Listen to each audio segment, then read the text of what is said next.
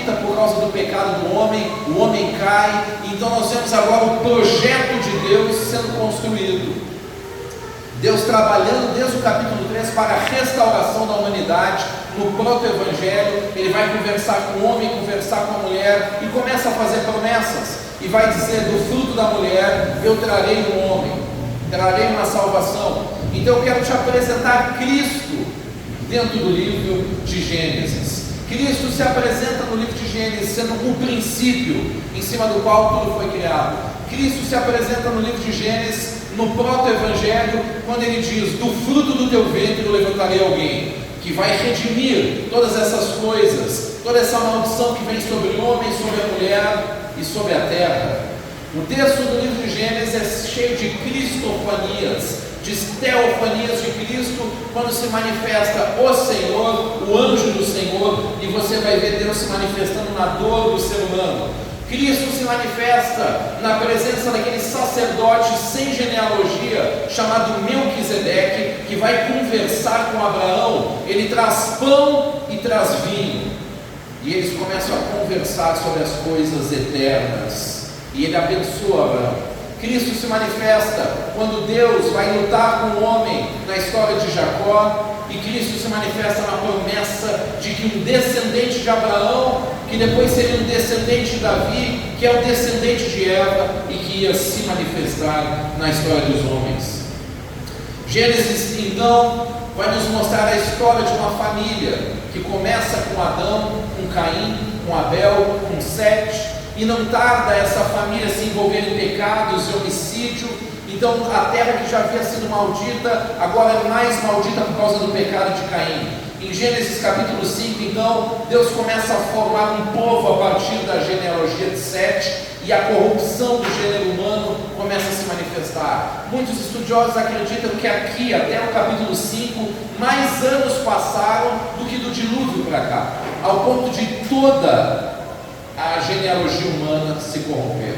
Nós vemos então na história a corrupção do gênero humano, e se você ler o livro de Gênesis, junto com o livro de Enoque, que por algum motivo que não cabe comentar hoje não está como cânon na Bíblia, você vai entender que o gênero humano se corrompeu, possivelmente por causa de uma segunda queda de anjos, e as pessoas tiveram seu DNA corrompido, a natureza do ser humano se corrompeu, as pessoas começaram a alterar o DNA das plantas e pintar a natureza para tudo ficar diferente e estranho, e o clamor dessa geração sobe até Noé, e Enoque vai nos explicar isso no seu livro. Enoque é mencionado em Gênesis, é mencionado por Cristo, é mencionado por Judas, é mencionado por outros escritores da Bíblia. O seu livro é mencionado, e no livro de Enoque vai dizer que havia gigantes na terra, do jeito que diz no livro de Gênesis, e esses seres estranhos que Deus não criou começa a consumir a raça humana como alimento. E o clamor sobe até o céu. Antes que os homens acabassem, a maioria dos seres humanos estavam degradados no seu DNA por causa de relações sexuais em cultos demoníacos a entidades demoníacas. O gênero humano se corrompeu, e por causa disso, então Deus fala com Noé, alguns poucos justos da família de Noé, e separa, e a semelhança do que ele diz para a geração de hoje, ele diz: se preparem, porque algo vai acontecer, e é preciso que vocês estejam preparados. O Senhor fala de um dilúvio, mas ainda não tinha chovido na terra, então as pessoas faziam pouco caso daquela pregação de Noé, entregues aos pecados, enquanto Noé construiu uma arca, e as pessoas riam do que ele estava fazendo. E ele vai construir um barco. Nunca alguém construíra um barco antes. E os animais começam a entrar, a pregação de Noé não encontra corações abertos, o dilúvio vem e mata nada menos do que toda a humanidade, menos 4 pessoas, menos 7 pessoas. Então Deus dizima toda a humanidade, as águas baixam, e agora a terra está recomeçando a partir de um homem. Você vai ver na história bíblica Deus trazendo juízos para salvar um remanescente fiel, para que o povo possa viver em santidade mínima, e um dia a promessa feita a Eva acontecer e o evangelho chegar até você. O pregador do Novo Testamento chegou a dizer assim: se Deus não nos deixasse um remanescente, há muito nós já teríamos nos tornado como Sodoma e semelhantes a Gomorra. Por que Deus permite matar e manda matar? Por causa disso. Porque se não morrerem, não sobrará ninguém santo para crer e manter a palavra de Deus até a promessa vir em Jesus Cristo. Um povo remanescente fiel era mantido. A família sai da arca e o Senhor refaz a promessa feita a Adão e Eva: frutifiquem, encham a terra, vocês são imagem de Deus, eu faço com vocês o meu concerto, minha aliança, meu pacto, boto um arco no céu. Quando você vir o arco, lembrem, eu destruí uma humanidade antes de vocês e doeu no meu coração, e eu não quero fazer isso de novo. Então os descendentes de Noé agora vão viver sobre a terra, Cã, Sem e Jafé. Não tarda, planta Noé uma vinha. Cã, aproveitando-se da fragilidade de seu pai, o texto bíblico dirá que ele descobre a nudez do pai. A maioria dos teólogos acha que isso é uma figura para ter relações abusivas com o seu pai. Não entraremos nos detalhes teológicos. Pelo que Cã é amaldiçoado. Cã é o ascendente de um povo que vai morar na terra de Canaã, que depois virá a ser a terra prometida. Então ali no texto bíblico as genealogias de Sem, Cã e Jafé vão nos dar como e quais são os povos que ocuparão a terra do seu tempo, e a história registrou. Você consegue ver pela sua família onde você mora, se você descende de Cã, Sem ou Jafé, conforme o local. Então a Bíblia possivelmente está confirmando uma teoria científica chamada criacionismo da terra jovem. A maioria dos teólogos não crê em evolucionismo e não crê em bilhões de anos, mas crê em milhares de anos, pois é isso que o texto bíblico passa a mostrar. Aqueles que creem no evolucionismo começam a história com uma energia, talvez do que seria o nosso haja luz. É uma teoria ateia, mas aqui para nós não existe ateísmo. Todo ateu que crê que uma energia cria é panteísta. Esta energia é um Deus que cria todas as coisas e faz de cada coisa uma divindade, autogerando-se. Bom, seguindo na história, então, nós vamos ter essa descendência de Noé se corrompendo e pecando novamente, e a terra multiplicando seus pecados, até que nós chegamos num paradoxo lá em Gênesis capítulo 11, onde as pessoas retornaram ao seu culto satânico. Você vê ali a história de Tamuz, Semiramis e Nimrod. Eles resolvem construir uma cidade enorme, uma cidade que tocasse no céu, e Deus está olhando aquela construção. O povo é feiticeiro, é idólatra e é guerreiro contra Deus. Não tardou o tempo, o povo se levanta em satanismo de novo contra Deus, cultos idolátricos, uma cidade chamada Babel, que é o protótipo do reino de Anticristo, a Babilônia do meio da história, da estátua de Daniel, e a Babilônia, escatologicamente no fim dos tempos, está sendo construída aqui. Deus olha lá de cima e diz: vamos ter que intervir de novo no pecado humano. Ele olha e diz: o povo é um só propósito, uma só língua, ninguém vai impedir esse povo. O povo ímpio, Mano Mares, sabia a receita do sucesso, hein? Unidade, um só propósito, todos juntos numa só direção. Salmo 133, ó quão bom e agradável que os irmãos vivam em união. Ali Deus ordena a bênção. Então Deus olhou e disse: eles guardaram todo o princípio, mas é uma unidade em torno do mal. Eu preciso gerar divisão. Nem toda divisão é de Satanás.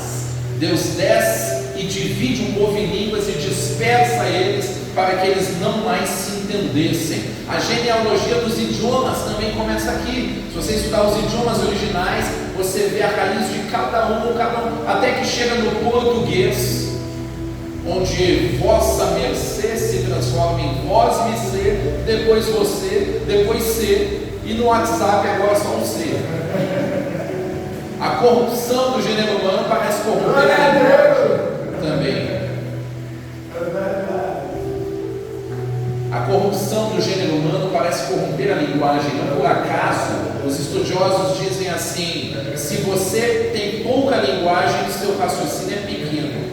Se a sua linguagem é frágil, seu pensamento é pequeno e é frágil também.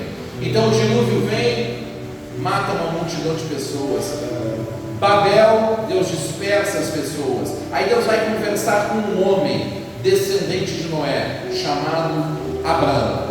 Naquele tempo, Abraão chama Abraão para conversar e começa a lhe fazer promessas. Abraão é descendente de Sem, depois Éber, de onde vem os termos hebreus. Então Naor, Tera e Abraão. Então Abraão vai ser chamado por Deus, Deus vai conversar com Abraão, se apresentar para Abraão e vai fazer promessas para Abraão. Abraão, a sua descendência eu transformarei numa grande nação, do teu ventre sairão nações, eu te abençoarei, engrandecerei o teu nome e tu serás uma bênção. Eu abençoarei os que te abençoarem, amaldiçoarei os que te amaldiçoarem. Em ti serão benditas todas as famílias da terra.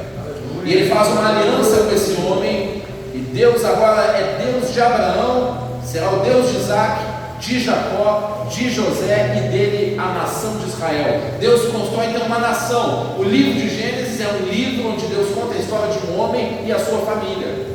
E Deus está resolvendo problemas dele com uma família, até que lá em Êxodo ele vai se transformar numa nação.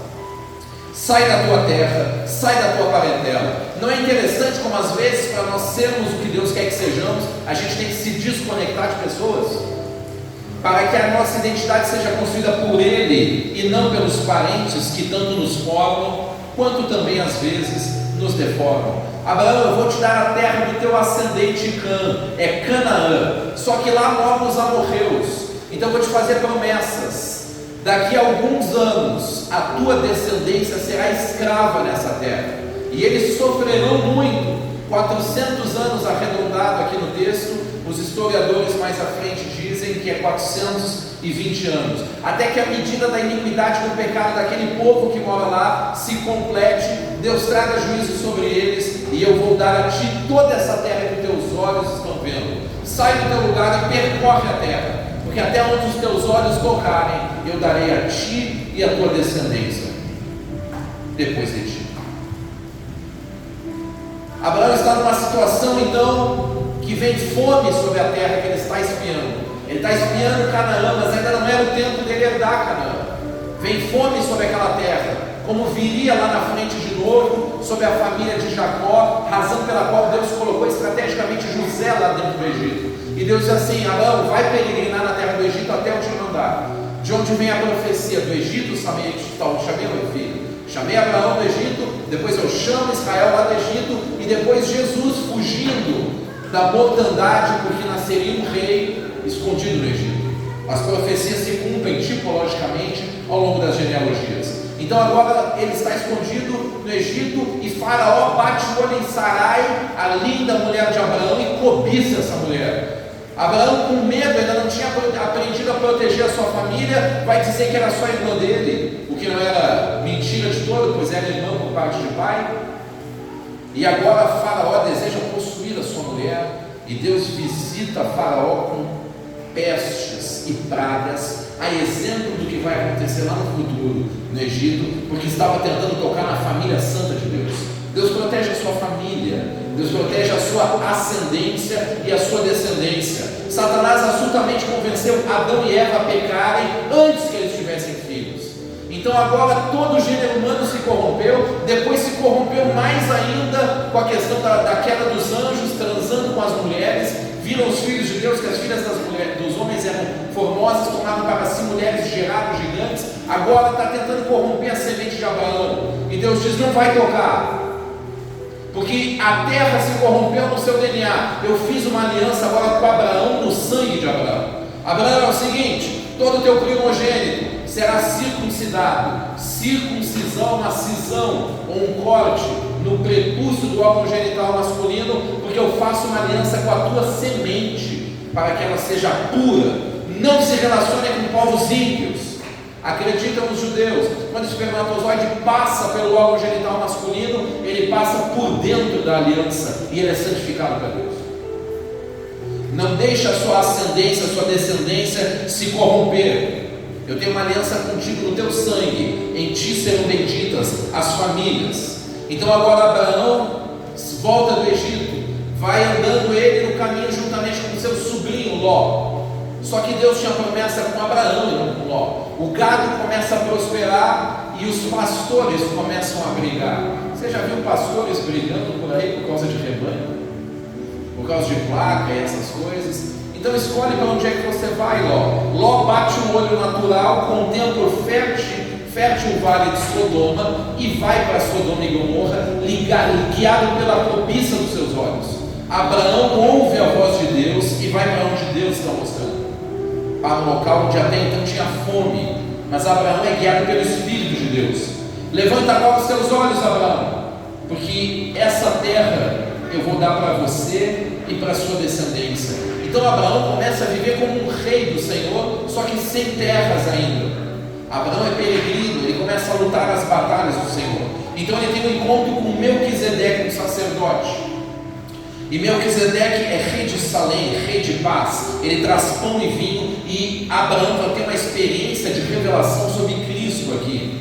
O sangue, o corpo. Ele é sacerdote do Altíssimo, mas sem genealogia, porque a tribo de Levi nem existia ainda.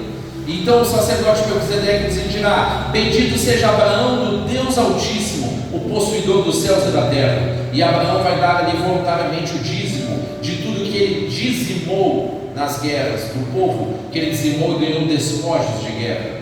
Então o rei de Sodoma, amigo de Ló, se apresenta e vai conversar com Abraão e propõe alguns negócios, e Abraão diz: eu não quero nada que vem dessa terra, porque quem me prometeu foi Deus, e toda a minha bênção vem de Deus. Um homem de Deus cuida com quem ele faz alianças e o que ele recebe. Gênesis capítulo 15, Deus anima Abraão e fala com ele: Abraão, eu te fiz promessa sobre a sua descendência, o seu filho é que vai herdar o que eu estou te dizendo. Abraão olha, ele tem um servo muito amado e fiel, chamado Eliezer.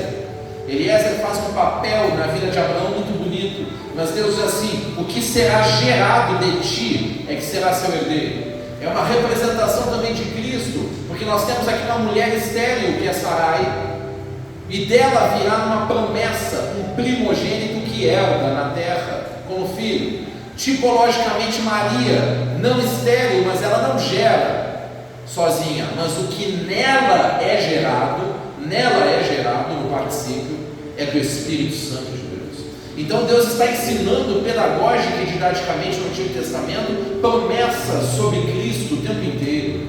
Vai vir um descendente que não vem da natureza humana, vem do milagre. A sua situação de infertilidade aponta para o milagre que Deus quer realizar aqui.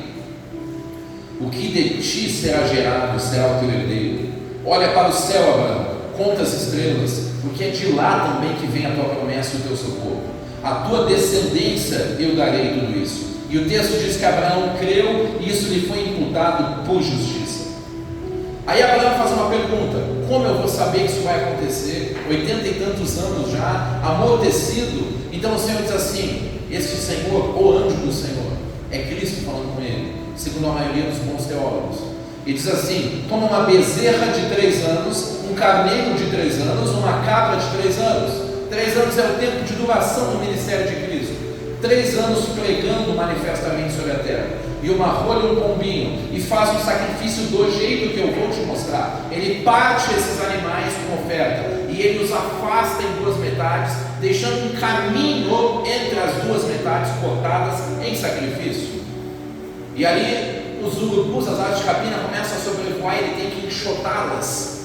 Você já reparou que quando você vai sacrificar para Deus, o inimigo se apresenta para impedir a conversa? E você tem que enfrentar aquela batalha espiritual para que você consiga conversar, porque você tem que conversar com Deus. Então Deus está ensinando um princípio: a oferta é rasgada ao meio. Salmo 22: os lavradores fizeram largos sulcos nas minhas costas. Quando eles rasgam a minha carne, a carne de Cristo, o véu do templo se abre e o Senhor passa entre as metades, e a porta é novamente aberta. Aqui ele passa, o anjo do Senhor passa com Abraão, e eles conversam depois de passar entre as metades. Uma representação dos 2 anjos que fecharam a porta do jardim do Éden, com espadas flamejantes lá no jardim. Eles não acessavam mais, o véu espiritual fora posto, e o acesso fora quebrado. Agora Deus está ensinando coisas para Abraão aqui. Eu estou te ensinando como é que funciona. Você faz um sacrifício, o Senhor passa com Abraão no meio deles, e então vem um sono sobre Abraão no meio daquela presença. Você já se consagrou e ficou sozinho com Deus de madrugada, vem um sono, e naquele sono Deus está se manifestando, se movendo e está falando, vem um sonho sobre ele, um sono, e agora Deus naquele sono começa a falar com ele. E ele mostra 400 anos lá na frente, o povo descendente de Abraão preso numa terra como escravo. Mas o Senhor diz assim: eles sairão de lá para a promessa de Canaã, com grande fazenda e grande despojo. Abraão, segundo Gênesis e Hebreus capítulo 11, não herdou a terra prometida. Ele esperava na terra que tem fundamentos, no céu, cujo artífice e construtor era Deus. Agora Deus faz um pacto com Abraão, no meio daquelas metades sobe fumaça, uma tocha de fogo, e o texto diz: eles passam na borda por entre aquelas duas metades, como Israel vai passar no mar aberto, como Israel vai passar o Jordão depois com Josué, e como um dia o céu vai se abrir e você vai passar arrebatado na presença do Senhor. Então agora, a tua semente, quando tu saíres do Egito, eu tenho te dado a terra que vai do Eufrates, lá do rio do Egito, até o Nilo do Egito, até o Eufrates, ou seja, a região que antes era o Éden, irmão Jonas. E Israel nunca se esforçou o suficiente para conquistar tudo. Nunca, até hoje, sitiada, nunca conquistou tudo. Gênesis 16, Sara olha para a situação, os anos estão passando. Peraí, Deus prometeu, mas a gente também tem que agir, né? Então ela teve uma ideia: pega a minha serva, que é a minha propriedade, de maneira que a seu filho também será minha propriedade, e se deita com ela, e vamos ter filhos por meio dela. Então agora eles terão um filho fora da direção de Deus, entre aspas, muitas aspas, e esse filho vai se chamar Ismael. Ideia de Sara: Ismael nasce, Agar olha agora com desprezo para sua senhora Sarai e desrespeita, apesar de ser serva. Abraão se esquiva e diz: essa ideia foi sua, e agora ela quer mandar embora Agar está humilhada, angustiada, com raiva, e diz: eu vou sair daqui, e vai embora. Aí o anjo do Senhor vai lá conversar com ela. O anjo do Senhor, que pode ser o próprio Cristo, diz: volta lá e te humilha, porque para o meu propósito na sua vida e no seu filho é necessário que você fique lá. Às vezes a relação abusiva, infelizmente, pode ser o momento de Deus para nós. Agora ela tem que voltar e se humilhar, e Deus diz assim: eu também vou cumprir uma promessa na vida de Ismael. Eu ouvi o choro do menino, ele será bravo, forte, a sua mão será contra todos. E ela olha e diz assim: tu és o Deus de vista, porque eu estou vendo a Deus e o Senhor me vê. Ismael é o primogênito, hein?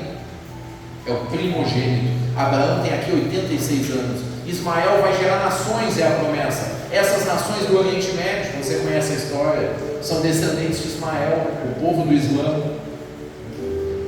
Em Gênesis 17 agora, Deus chama Abraão de novo para conversar, e diz: Abraão, confio contigo as minhas promessas. Eu sou o Deus Todo-Poderoso, anda na minha presença, ser perfeito. Abraão agora está com 99 anos. Eu confirmo a minha aliança contigo, vou te multiplicar, a ti e a tua descendência.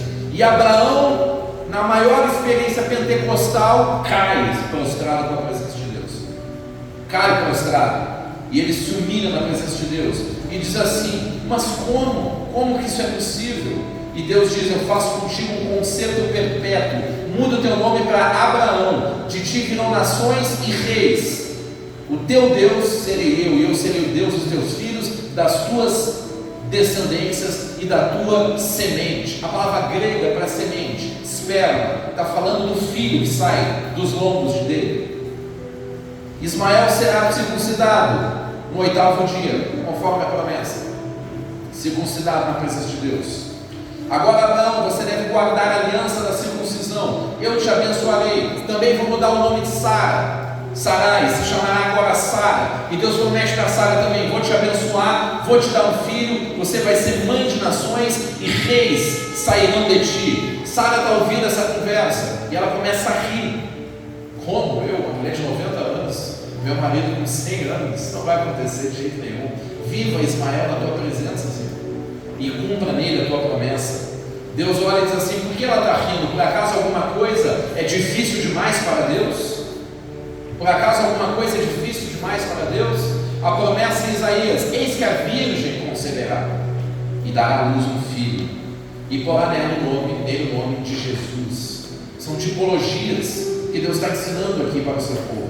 O Deus que fez com Abraão fará também lá na frente.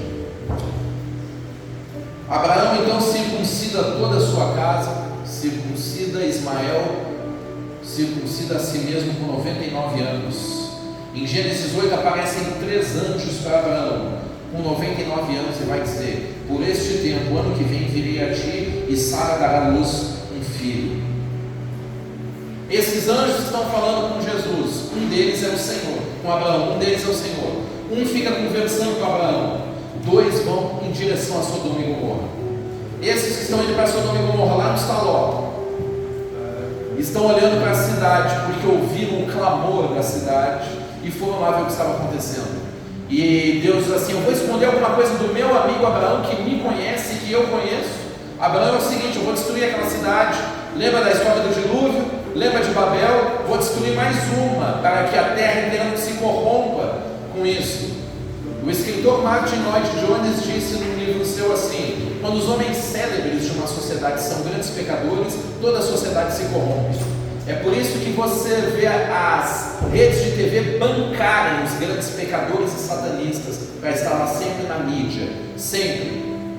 A imundície misturada de satanismo com orgia sexual, como os cultos dessa época, é o que você vê os grandes nomes aí fazendo. Então os anjos estão indo lá e Deus começa a conversar com Abraão, e Abraão começa a interceder. Abraão está começando a ter um coração convertido. Ele que te entrega a esposa por 2 vezes, agora começa a interceder pela cidade. Ele tinha tido uma experiência sobre salvação, agora ele está entregando a Deus uma intercessão, dizendo: Senhor, Senhor, se tiver pelo menos 50 justos lá, não destrói a cidade não. E Deus diz: tá bom, se tiver 50 eu não vou destruir por amor dos 50. Aí ele fica com o coração pesaroso: Senhor, não se ire, por favor, se dos 50 faltarem 5, tá bom, não vou destruir não. E vai reduzindo a conta, sabe, até que sobrem só 10. Não se ire o Senhor, por favor, mas se tiver só 10, Deus está colocando a dor do coração dele numa oferta. Entende? Você quer ter filhos, não é, Abraão? Eu estou te ensinando sobre isso. Estou te ensinando a amar a família e a dor de ter filhos. Eu olho sobre a terra e eles são filhos do diabo, se a Bíblia for verdade, porque eles servem a Satanás e são a imagem dele. Você conhece a dor de não ter filhos, né, Abraão? Eu estou colocando isso dentro do teu coração. Se tiver só 10, não vou destruir. Então chega lá os anjos, só tem Ló, a sua família. Os 2 genros não acreditaram na história. Os anjos entram em figura masculina, os homens da cidade vêm e querem estuprar os anjos.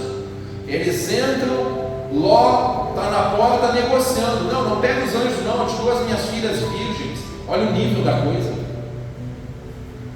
Esse povo parecia não saber proteger as mulheres da família, né?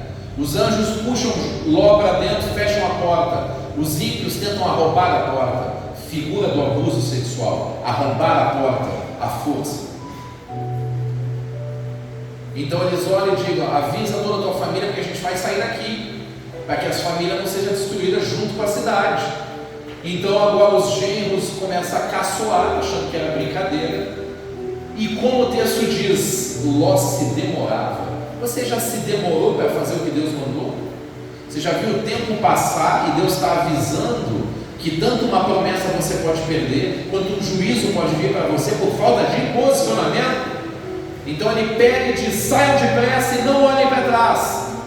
Corra pela sua vida, escapa-te pela tua vida, como foi na arca. Escapa-te pela tua vida, não olhe para trás, não pare nessa campina, escapa para o monte. Quando a gente ouve a escatologia de Jesus pregando, ele diz: como no tempo de Noé, como em Sodoma e Gomorra, vai ser assim. Poucas pessoas vão estar antenadas do que vai acontecer. Escapa-te pela tua vida e não olhe para trás. Você sabe que a mulher de Ló olhou para trás, a figura usada que ela viu a escada de sal. Os estudiosos hoje vão naquele lugar e veem sal e enxofre naquele local, e restos de uma possível cidade, confirmando tudo aquilo. Agora, o cumprimento da promessa: Isaac vai nascer, o filho primogênito, não, o segundo filho agora vai nascer. Abraão agora vai ao vale de Gerar e ele vai ter a promessa cumprida. No 8º dia, ele vai circuncidar o seu filho, guardando a aliança. Abraão está com 100 anos. Quando Isaac é desmamado, Ismael olha e começa a rir e debochar. Sara fica incomodada com aquilo e diz: vai-te embora. Vai reclamar com Abraão e diz: manda embora a escrava e o seu filho, que ela não vai herdar comigo. Abraão acha aquilo injusto, é filho dele, amigo. Tem promessa também. E Deus fala com Abraão e diz uma palavra duríssima: lança fora a escrava e seu filho, porque de modo algum herdará com Isaac. A mulher vai. Imagina a cena, eu chorando, né? Consegue imaginar a cena? O choro, o pranto, a sensação de injustiça, o peso sobre Sara, Abraão ali pressionado pela mulher. Eu vou ter que ficar sem o meu filho. Vai a mulher, vai Ismael, rejeitados, e esses rejeitados estão indo embora com um cântaro d'água e pão no deserto. Quando a água acaba, a mulher olha para a situação, deixa o menininho debaixo de uma árvore na sombra para não ter que vir e morrer. Esse foi isso que Abraão fez com a ordem de Deus. Aí vai a mulher se afastar um tiro de pedra ou de arco para não ver a cena. E Deus ouve o choro do menino que tem promessa e vai conversar com ela. Olha como Deus é lindo, né? Quando Abraão está sofrendo, ele é o centro da história. Deus está lá com Abraão. Quando Sara está sofrendo, ela vira protagonista. Deus está lá com Sara. Quando Agar está sofrendo, Deus está onde? Quando o menino está chorando, onde é que está Deus? Lá com o pequenino. O teólogo diz: esse é o Deus que desce, porque Ele está sempre com quem está sofrendo. Como o nosso Cristo se esvaziou na quenoses, desceu e veio levar a nossa vida, e se humilhou e veio andar com os filhos dos homens. Então agora Ele diz: vai lá, porque o menino vai herdar a promessa, e dele serão muitos reis. Deus abre os olhos de Agar para ver o que a angústia não deixou ver, e tem uma fonte de águas logo ali. Eles bebem e vão levar a sua vida e se tornar também uma grande nação. Uma grande nação. Bradou o anjo e salvou aquela mulher. Ismael vai herdar também uma promessa. Mas espera aí, o povo árabe diz que ele é o primogênito, que ele tem a promessa, e que o povo de Deus são aqueles, e que a verdade de Deus é aquela, e que o livro sagrado é aquele. Mas ele não é o primogênito. Presta atenção. Ismael é o primogênito. A regra geral da lei é que o primogênito é quem herda, mas aqui Deus fala que quem vai herdar é Isaac. Depois vem Esaú e Jacó. Quem é que vai herdar? Esaú é o primogênito, mas ele desprezou a primogenitura. Quem herda é Jacó.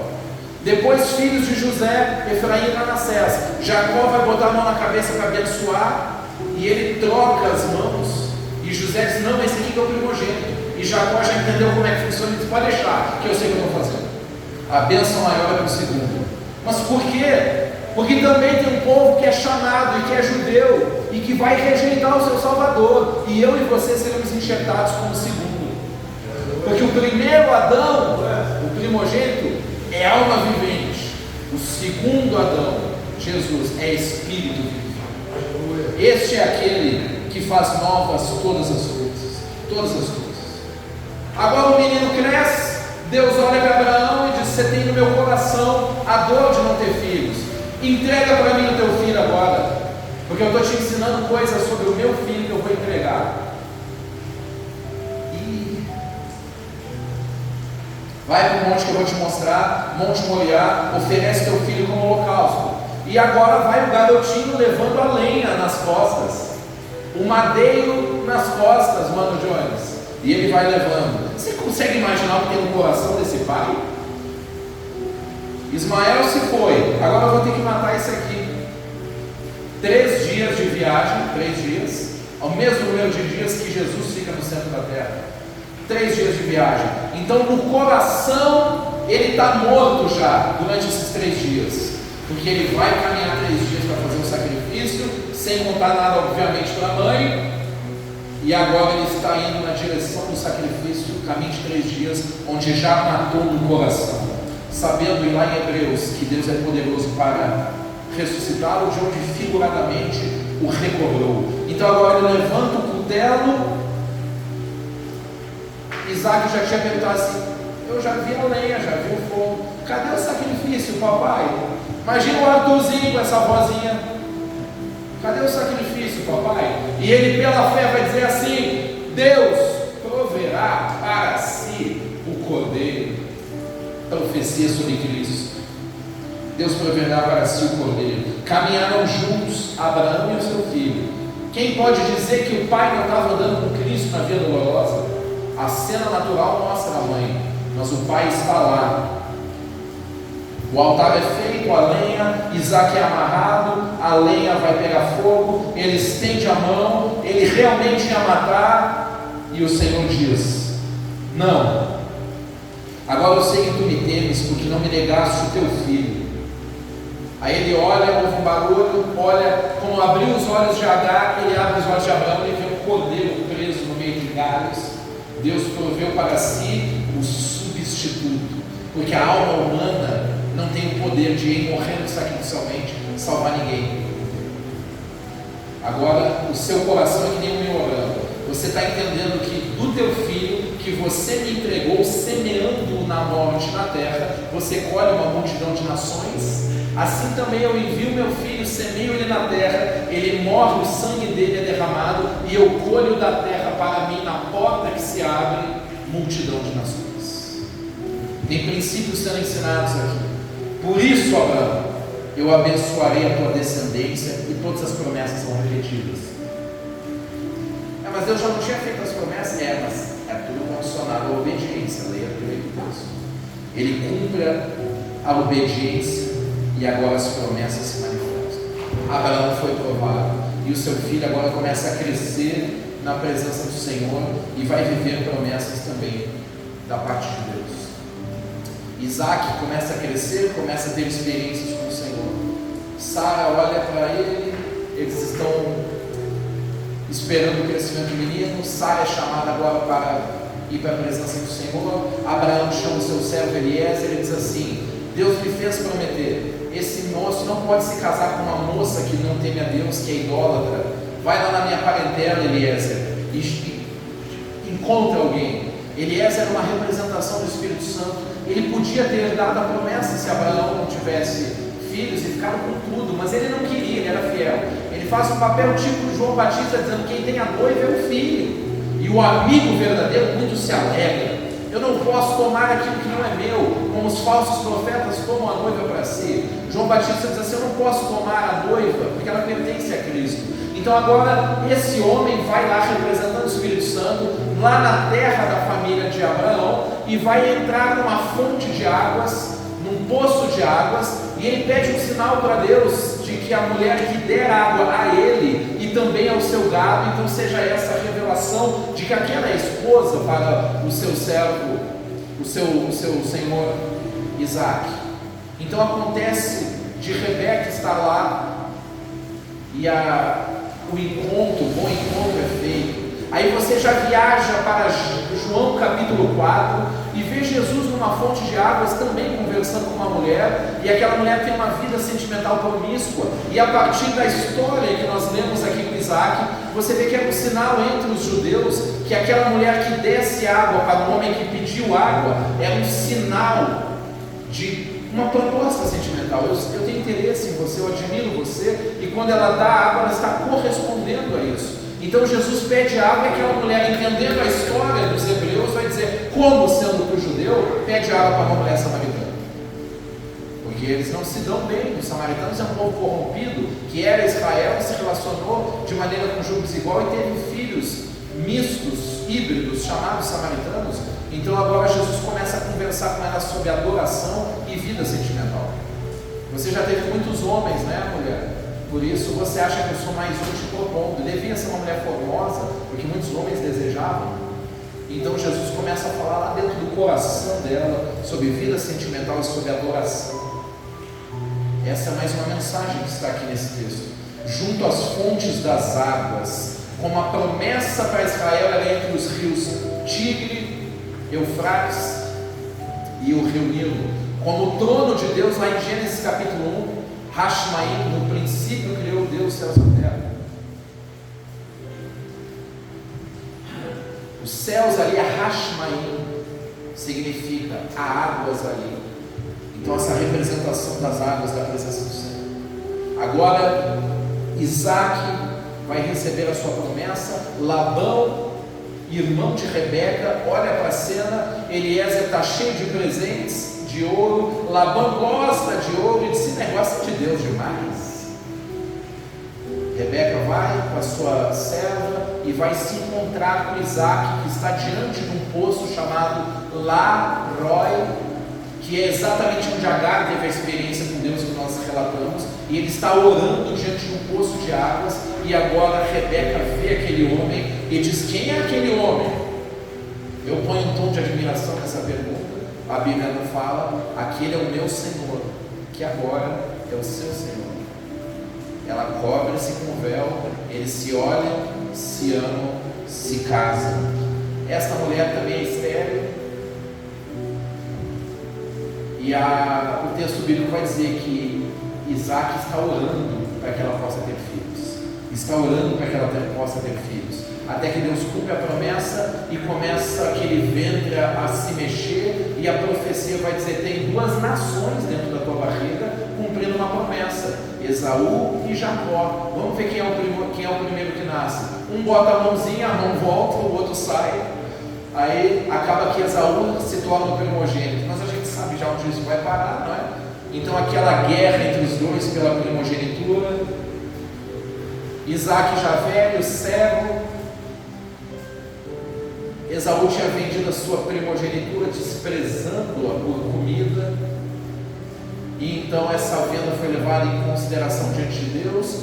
Agora Isaac, já bem velho, diz assim: Esaú, vai lá e faz uma caça, prepara um guisado para mim, que depois que eu comer, a minha alma vai te abençoar. Esse homem já está cego, já está bem velho.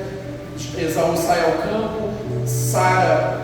Rebeca vai conversar com Jacó, vai preparar ali um guisado do jeito que o homem gosta, vai botar nele as roupas de Esaú, as peles de animais, e ele vai até ali fingir que é Esaú e vai receber a bênção. Parece biblicamente que Deus tinha um propósito nisso mesmo. E o homem de Deus, Isaac, agora abençoa Jacó. Jacó sai e chega Esaú: meu pai, eu vim aqui com a caça. Como assim, que caça? Quem é aquele então que saiu aqui agora?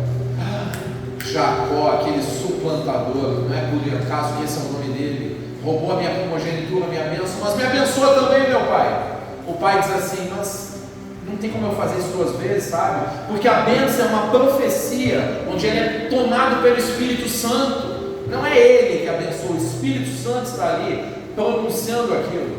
Não é tão simples assim. Agora eu já fiz Jacó acima de você, você será servo dele. Não é a pessoa, é a nação que deles descende. Fortaleci ele com trigo, com vinho, com moço. E agora sobre ti é o seguinte: você vai ser servo dele, vai ser homem de guerra, mas quando tu te libertares, então a coisa vai melhorar para você. Então agora Esaú se propõe no coração matar o seu irmão. A mãe Rebeca diz assim: Jacó, foge lá para a terra dos meus parentes, porque primeiro eu não quero que você fique com as mulheres daqui, desse povo corrompido. Esaú já tinha se corrompido, não estava entendendo a coisa, ele era carnal. Agora Jacó vai para lá e vai encontrar com a mesma família. Vai encontrar com quem? Com Labão. E vai encontrar uma fonte de águas do mesmo jeitinho. A sua esposa Raquel, que ele tanto amou, parente também. Eles vão se unir, vão formar uma família. Você conhece a história que Labão explora Jacó por 14 anos, enganando ele. E um dia ele vai ter que sair daquele lugar também e cumprir o destino de Deus. Ele está fugindo do seu irmão, fugindo de ser mentiroso, fugido de ter enganado e suplantado. Deus diz: sai daí. Deus faz ele sair com um despojo, a semelhança do que vai acontecer lá em Êxodo, brigado e perseguido pelo seu genro idólatra Labão. Agora ele está fugindo daquela relação abusiva e indo em direção ao seu irmão, porque tem coisa da família para resolver. Naquela madrugada, Jacó, que tinha o Deus de Abraão, o Deus de Isaac, vai conhecer pessoalmente o Deus dele. Então ele tem um encontro com Deus. Deus muda o nome dele agora para Israel, que vem a ser o nome da nação.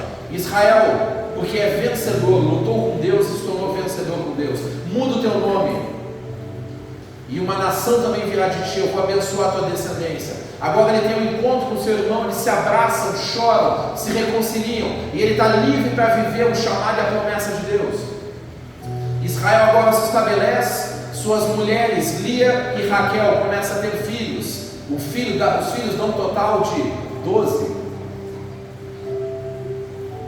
Mas Rúben atreveu-se a possuir a mulher do seu pai depois que Raquel morre, a sua concubina Bila, e agora ele sai da genealogia para a descendência. E então José, que terá 2 filhos, Efraim e Manassés, serão 2 tribos.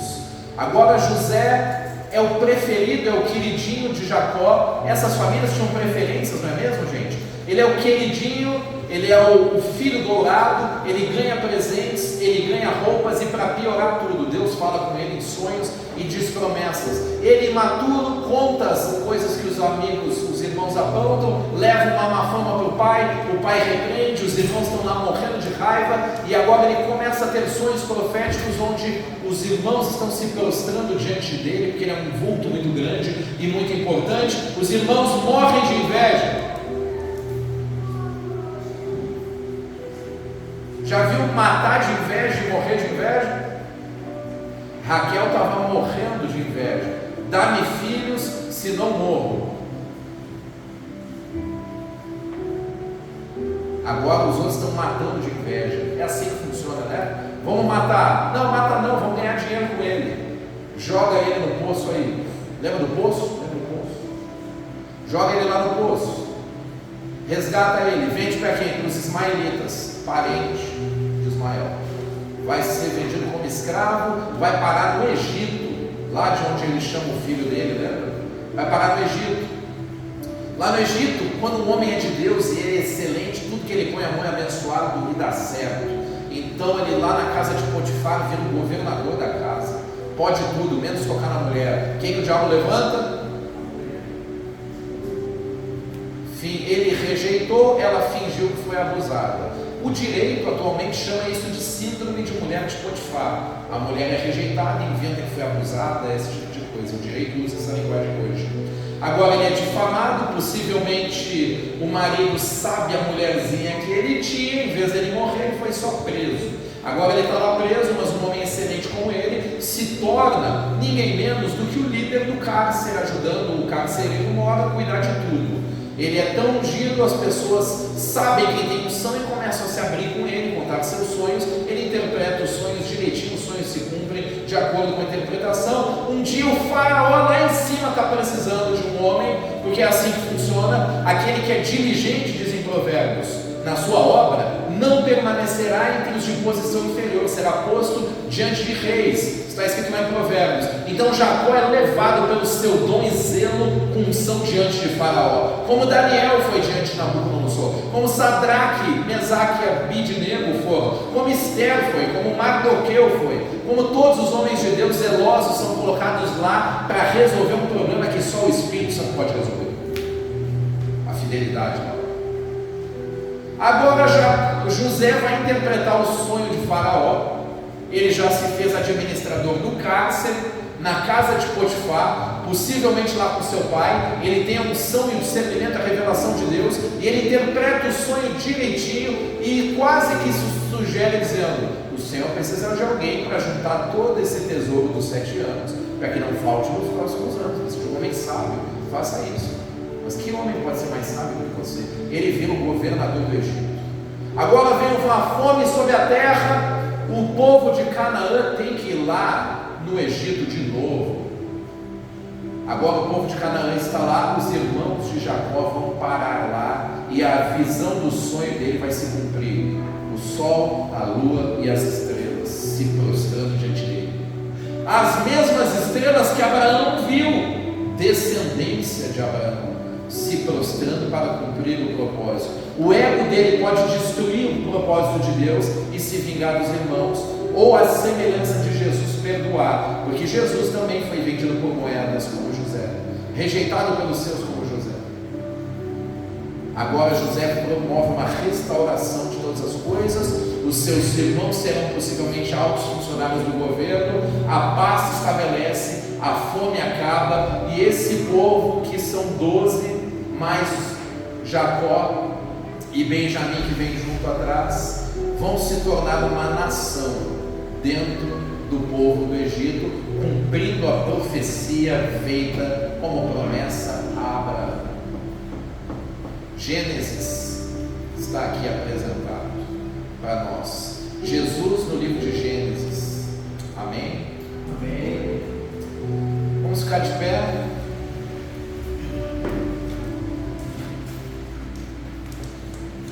O faraó amava José. José foi uma bênção para o faraó.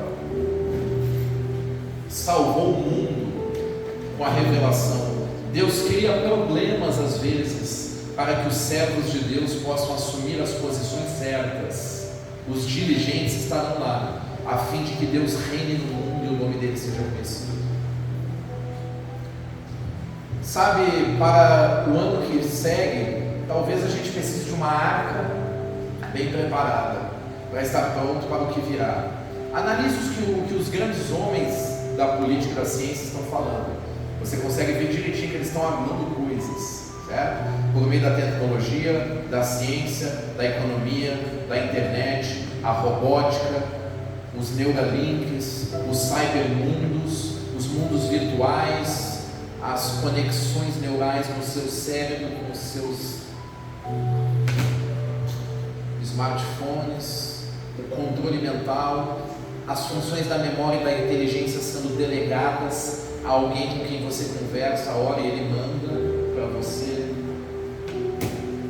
As coisas estão sendo armadas de outra forma, como nos dias de Noé, como nos dias de Sodoma e Gomorra. Entende? Você talvez precise estar preparado e atento, fugir para lá, fugir para cá, se esquivar daqui. Abraão é guiado, Jacó é guiado, Isaac, eles são guiados o tempo inteiro pelo Espírito Santo. Foge daqui, vem para cá, tem uma armadilha daqui. Se você estiver na minha presença, eu vou te mostrar, vou cumprir o meu propósito, te proteger. Mas você está sempre aqui, guiado pela minha palavra. Os homens carnais estão contendendo por posses, água, mulher, sexo, dinheiro. O homem de Deus está aqui, focado no que Deus está falando para nós. Você não sabe o que vai acontecer em 2025? Dê uma olhada aí o que os grandes empresários, os que estão nos grandes lugares, na alta mídia, os presidentes de países grandes estão falando coisas, estão anunciando coisas. Quem que eles estão esperando chegar? O que eles vão fazer com a economia, com o salário mínimo? Preste atenção, para que você entenda que a sua porta vai abrir, o seu livramento virá. Mas essa porta não é um emprego. A sua porta tem que abrir a porta de salvação, como a da arca. Você está entendendo?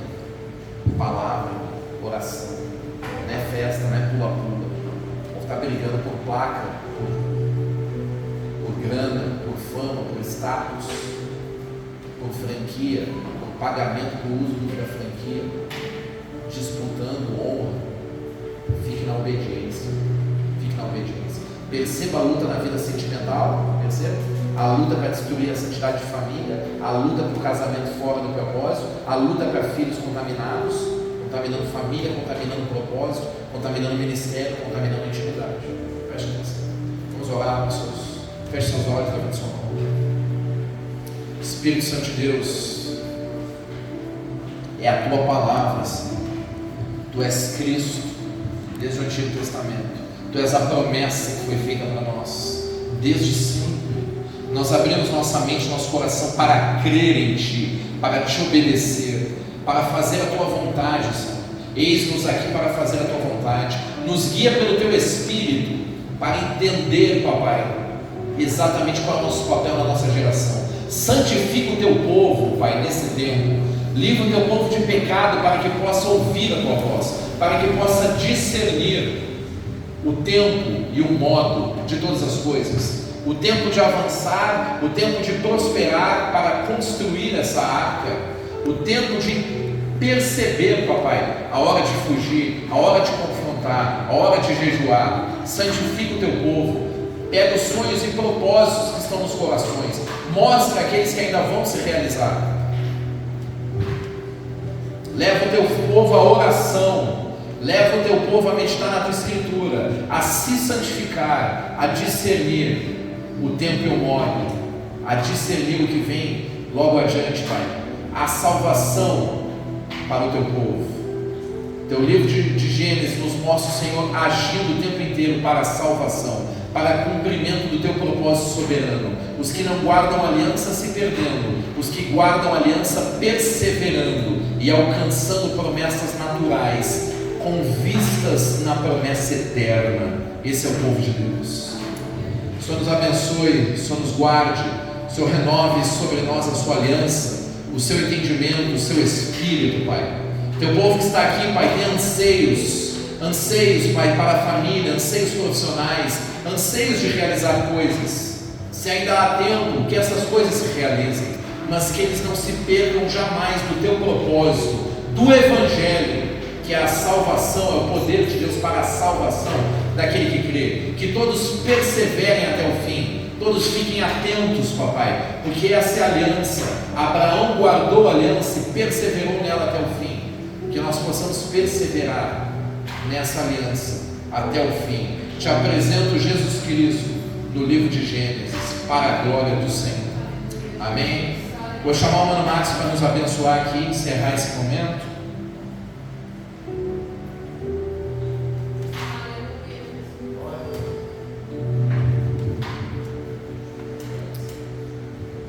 Amém, Jesus. Vamos encerrar, agradecer a Deus por essa mensagem. A gente conhece boa parte dela, né? A gente já ouviu falar, mas foi muito bonito, porque foi explicadinho assim, bem... A gente precisa estar ouvindo coisas simples. A gente às vezes acha que tem que ser uma pregação muito forte, assim, muito cheia de coisa moderna, e o Evangelho ele é simples. E a simplicidade dele é que transforma as pessoas. E uma mensagem dessa muito rica, porém simples, fácil de entender. E a gente precisa sempre estar relembrando, né? Então que o Senhor, vamos agradecer ao Senhor por isso, e vamos agradecer a Deus também, para que Ele venha nos dar uma semana abençoada. Amém?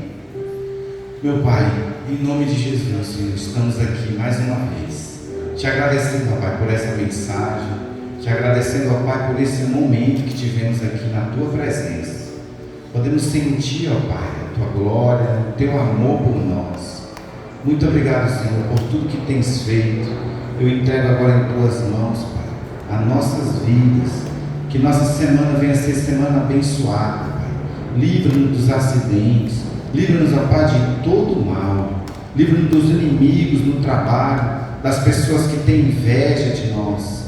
Nos mostra, Senhor, revela a nós, ó Pai, para que venhamos nos preparar, para que possamos orar e entregar em Tuas mãos essas pessoas, para que o Senhor venha libertar e mostrar para elas que só o Senhor é Deus.